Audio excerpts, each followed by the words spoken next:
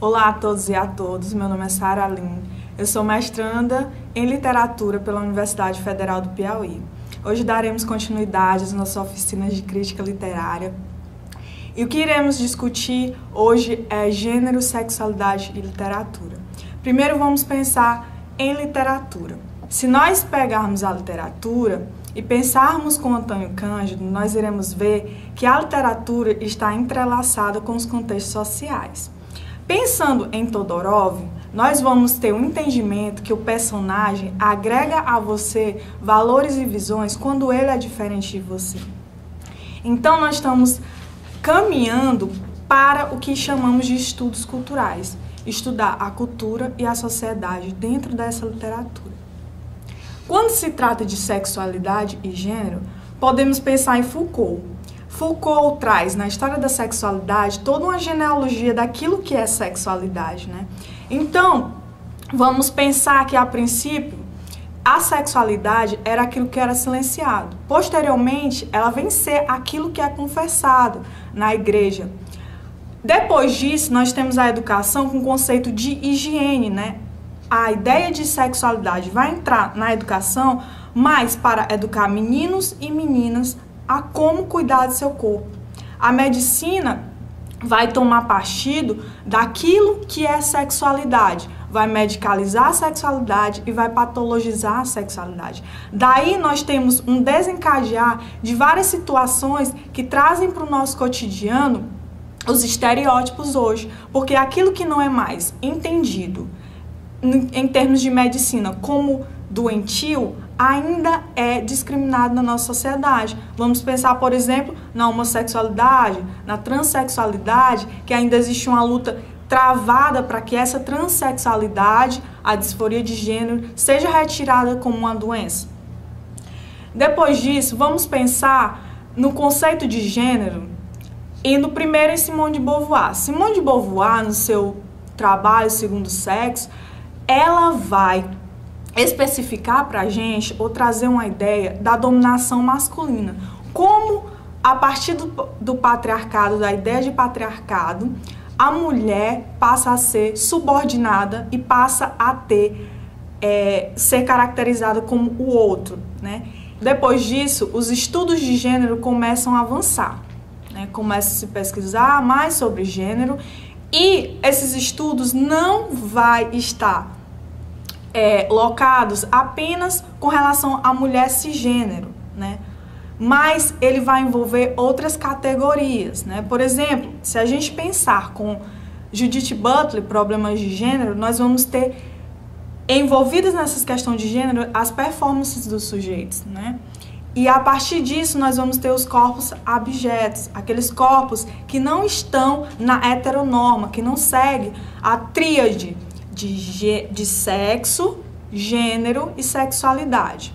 Se a gente pensar nessa tríade de sexo, gênero e sexualidade, nós vamos ver que socialmente é imposto que essas três categorias elas venham a convergir.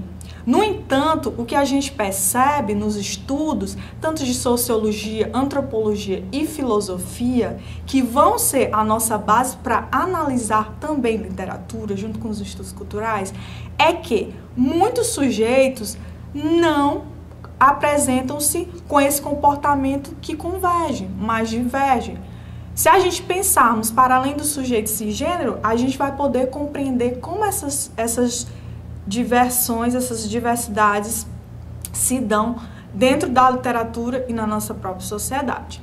Vamos pensar agora especificamente sobre literaturas. No campo da literatura, por exemplo, se a gente for analisar a literatura A Fúria do Corpo, nós vamos ter um narrador-personagem, que ele é um estranho, de acordo com o conceito de Bauman, que ele é um sujeito que se torna abjeto. A princípio, ele é um homem que está diretamente ligado aos padrões falocêntricos, mas que posteriormente ele vai ter outras relações sexuais com travestis, com um transexual, com um traficante, né?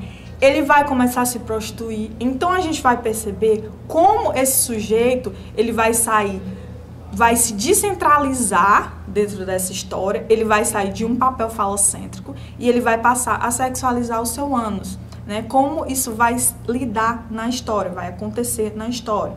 Se a gente pensar numa obra infantil agora, infanto-juvenil, do Pedro Bandeira, É Proibido Miar, a gente vai ter o bingo.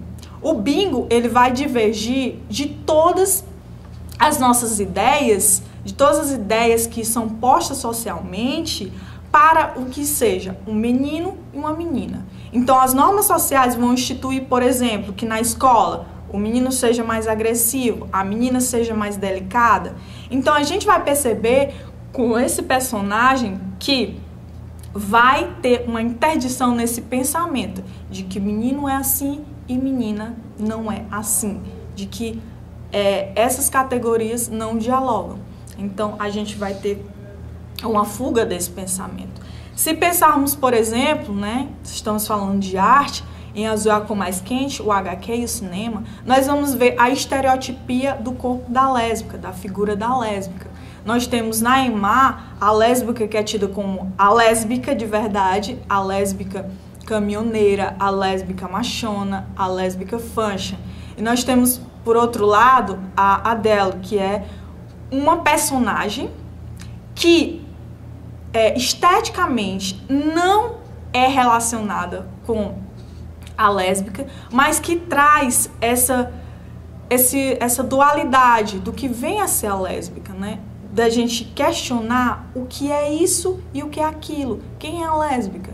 É só aquela que é masculinizada ou ela rompe com essas barreiras? Então, os estudos de gênero e sexualidade, eles vêm para nos ajudar a questionar essas normas que existem socialmente, culturalmente, e que, através da literatura, a gente pode travar essas discussões.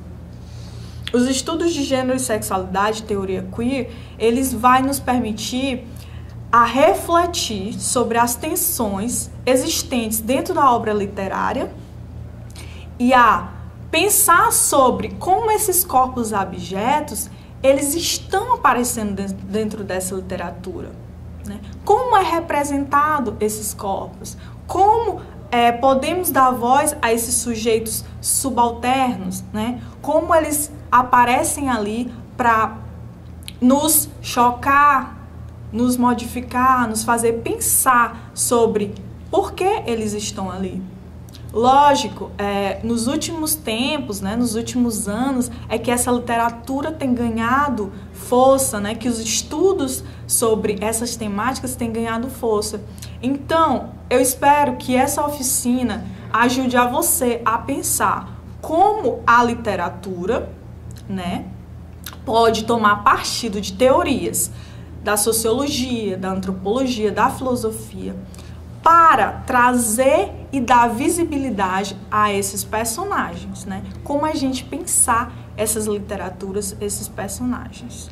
Espero que esse vídeo tenha ajudado vocês e continue assistindo as nossas oficinas. Obrigada, até a próxima.